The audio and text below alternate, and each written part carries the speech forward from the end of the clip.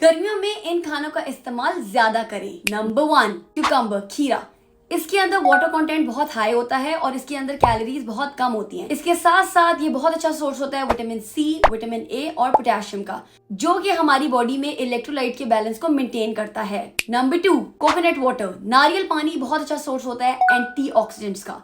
इसके साथ साथ ये सोडियम, पोटेशियम, मैग्नीशियम जैसे बहुत से इंपॉर्टेंट इलेक्ट्रोलाइट्स का भी बेहतरीन सोर्स है, जो कि हमारी बॉडी को बहुत देर तक हाइड्रेटेड रखता है। Number 3, corn. भुट्टा बहुत अच्छा सोर्स होता है फाइबर का और ये हमें बहुत देर तक फीलिंग ऑफ फुलनेस प्रोवाइड करता है। इसके साथ साथ ये हमारी आंखों की हेल्थ के लिए भी बहुत जरूरी है। नंबर 4, गर्मियों की शान वाटरमेलन। वाटरमेलन के अंदर कूलिंग इफेक्ट होता है। इसके साथ साथ ये हमारे स्टमक पे बहुत लाइट होता है। Number 5, yogurt.